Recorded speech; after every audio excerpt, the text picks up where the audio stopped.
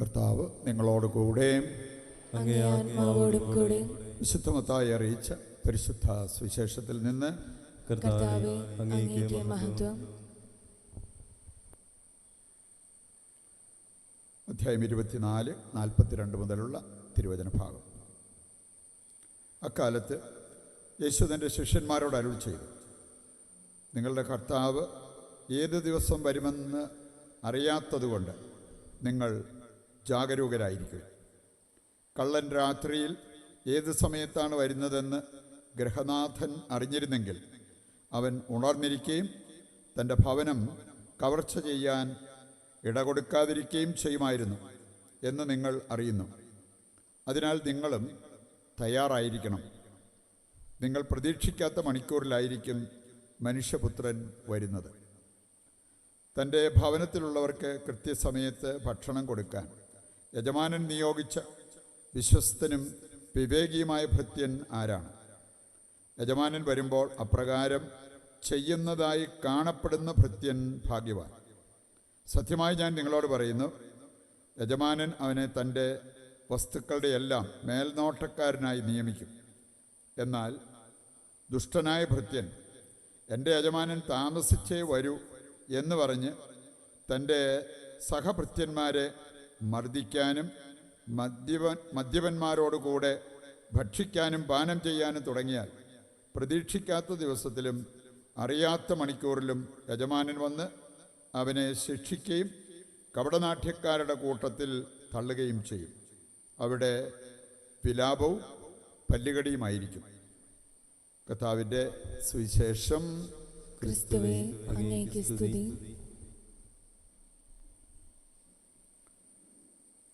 ഈശോയിൽ പ്രിയപ്പെട്ടവരെ, നമ്മൾ തിരുസഭയിൽ വിശുദ്ധ അഗസ്റ്റിൻ, ഈ വിശുദ്ധനെ പ്രത്യേകം അനുസ്മരിക്കുന്നു.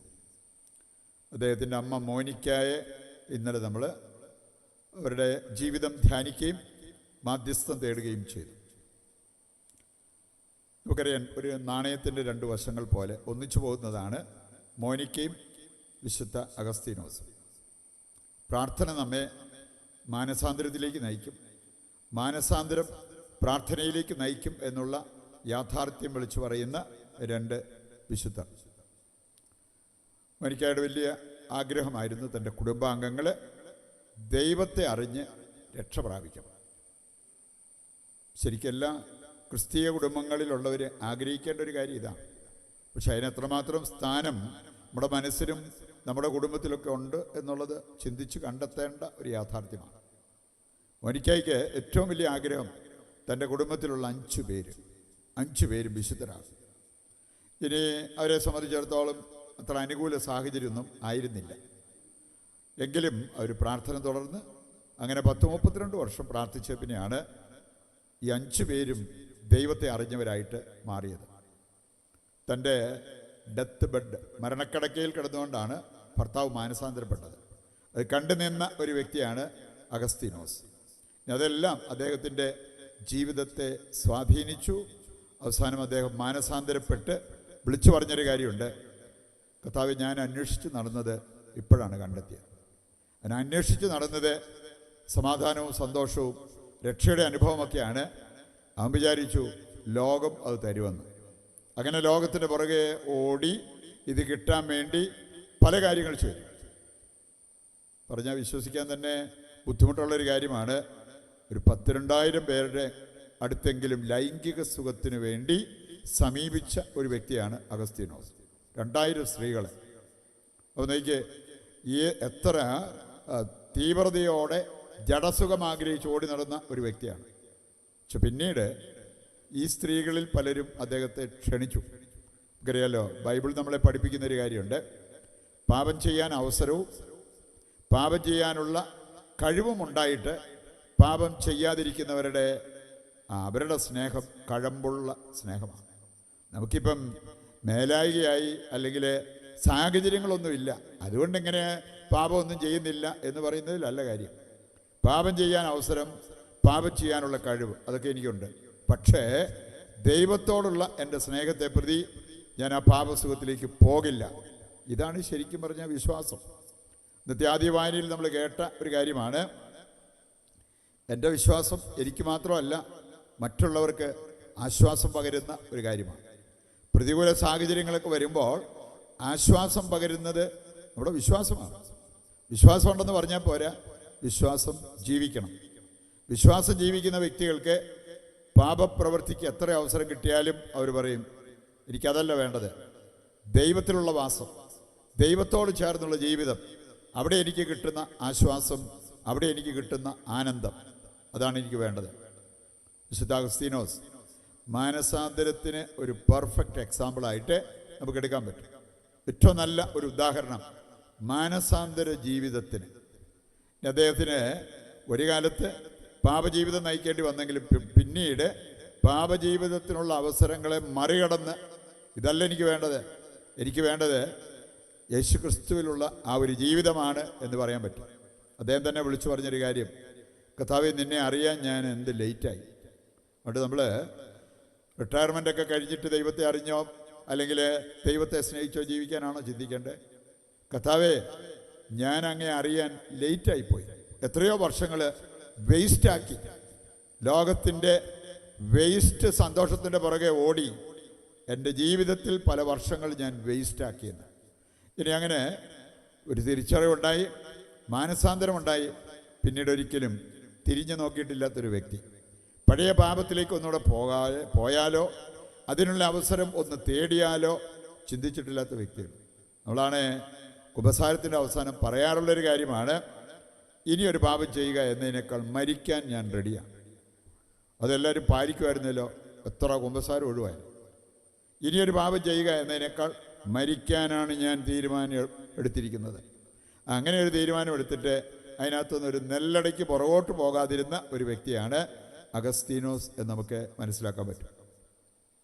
ഇവിടെ ക്രിസ്തീയ ജീവിതത്തിന് ആവശ്യമായിട്ടുള്ള 3 പ്രധാനപ്പെട്ട കാര്യങ്ങളാണ് ഇന്നത്തെ സുവിശേഷഭാഗം നമ്മളെ പഠിപ്പിക്കും. മത്തായി 24, അതുപോലെ ലൂക്ക 12-ാം അധ്യായം എടുത്താലും ഈ 3 കാര്യങ്ങളും അവിടെ പറഞ്ഞിരിക്കുന്നത് കാണാൻ പറ്റും. നിനക്ക് യഥാർത്ഥ ക്രിസ്തീയ ജീവിതം നയിക്കാൻ സാധിക്കണമെങ്കിൽ 1, ജാഗരൂകരായിരിക്കണം. ജാഗ്രത നമ്മുടെ ജീവിതത്തിൽ എപ്പോഴും ആവശ്യമാണ്. കാരണം നമ്മൾ ഈ ലോകത്തായിരിക്കുമ്പോൾ ഇംഗ്ലീഷിൽ ഒരു കാര്യം പറഞ്ഞിരിക്കുന്നത് ഡീമൻ പെർമിയേറ്റഡ് സൊസൈറ്റി, അതാണ് ലോകം.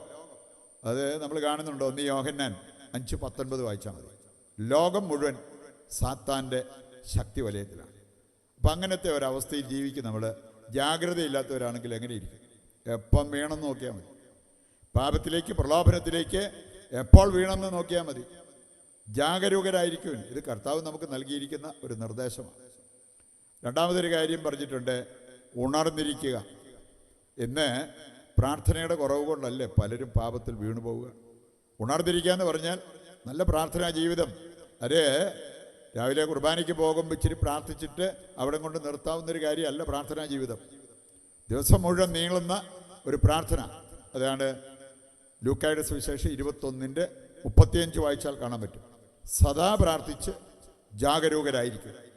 പ്രാർത്ഥനയും ജാഗ്രതയും ഒന്നിച്ചു പോകേണ്ട 2 കാര്യങ്ങളാണ്. സദാ പ്രാർത്ഥിച്ച് ജാഗരൂകരായിരിക്കും, അല്ലെങ്കിൽ നിങ്ങൾ സാത്താൻ്റെ കെണിയിൽ പെടും എന്നുള്ളത് കർത്താവ് നമ്മെ ഓർമ്മിപ്പിക്കുക. സാത്താൻ ഏറ്റവും കൂടുതൽ പരിശ്രമിക്കുന്ന എന്തിനാണ്? നമ്മളെ പാപത്തിൽ വീഴിക്കുക. പുറകെ നടന്ന് പ്രേരിപ്പിച്ചുകൊണ്ടിരിക്കും പാപത്തിൽ വീഴാനായിട്ട്.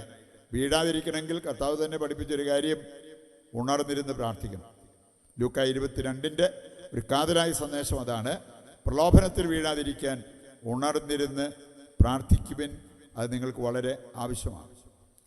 മൂന്നാമതൊരു കാര്യം കൂടി ഇന്നത്തെ സുവിശേഷ ഭാഗം നമ്മെ ഓർമ്മിപ്പിക്കുന്നുണ്ട്, ഒരുങ്ങിയിരിക്കുക. നമുക്കറിയാലോ, നമ്മളൊരിക്കലും പ്രതീക്ഷിക്കാത്ത സമയത്താണ് കള്ളം വരിക. അതുപോലെ ആയിരിക്കും മനുഷ്യപുത്രൻ്റെ ആഗമനം. അതുപോലെ ആയിരിക്കാം നമ്മുടെ മരണം സംഭവിക്കുക. നമ്മൾ വിചാരിച്ചിരിക്കുന്ന സമയത്തായിരിക്കണമെന്നില്ലെന്ന്. അതുകൊണ്ട് തന്നെ കർത്താവ് പറയുകയാണ്, മരിക്കാൻ പോകാമെന്ന് അറിഞ്ഞിട്ട് അല്ല നിങ്ങൾ ഒരുങ്ങാൻ പോകണം. മരിക്കാൻ വേണ്ടി എപ്പോഴും ഒരുങ്ങിയിരിക്കണം. വിശുദ്ധ ഡൊമിനിക് സാവിയോ അദ്ദേഹത്തിനോട് ചോദിച്ച ഒരു ചോദ്യമുണ്ട്, നീ കോർട്ടിൽ കളിച്ചുകൊണ്ടിരിക്കുമ്പോൾ നിനക്കൊരു അറിവ് കിട്ടുക, 10 മിനിറ്റ് കഴിയുമ്പോൾ ലോകം അവസാനിക്കാൻ പോവുക, എന്തു ചെയ്യും? നമ്മളാണെങ്കിൽ അപ്പോഴായിരിക്കും കുമ്പസാരിക്കാൻ ഒരാളെ അന്വേഷിക്കാൻ തുടങ്ങുക. ഇവിടെ ഡൊമിനിക് സാവിയോ അദ്ദേഹം പറഞ്ഞൊരു കാര്യം, ഞാൻ ആ കളി കണ്ടിന്യൂ ചെയ്യും, ആ കളി ഞാൻ തുടരും. കാരണം ഇങ്ങനെ ലോകം അവസാനിക്കാൻ പോവാണ്, നമുക്ക് ഇനി അധികം നാളെ ജീവിക്കാൻ പറ്റിയല്ല എന്നുള്ള അറിവ് കിട്ടിയിട്ടാണോ മാനസാന്തരപ്പെടുന്നത്? അല്ല എന്നുള്ളത് കർത്താവിൻ്റെ വചനം നമ്മെ ഓർമ്മിപ്പിക്കാം. മരണം എപ്പോൾ വന്നാലും മരിക്കാനുള്ള ഒരുക്കം, അതാണ് ഒരു ക്രിസ്ത്യാനിക്ക് ഉണ്ടായിരിക്കേണ്ടത്. ഈ 3 കാര്യങ്ങൾ ഗൗരവപൂർവ്വം എടുത്ത് ജീവിതത്തിൽ മുന്നോട്ട് പോകുന്നവർ മരണത്തെ പേടിക്കേണ്ട കാര്യമില്ല, ലോകാവസാനത്തെ പേടിക്കേണ്ട കാര്യമില്ല. കാരണം അവർ ഇതെന്തിനും ഒരുങ്ങിയിരിക്കുന്ന വ്യക്തികളാണ്. ഈ ഒരൊരുക്കം നമ്മുടെ ജീവിതത്തിലും ഉണ്ടാകുവാൻ കൃപ നൽകണമെന്ന് ദൈവത്തോട് നമുക്ക് ഈ ബലിയിൽ പ്രത്യേകം പ്രാർത്ഥിക്കുകയും വിശുദ്ധ അഗസ്തീനോസിൻ്റെ മാധ്യസ്ഥം തേടി പ്രാർത്ഥിക്കുകയും ചെയ്യാം.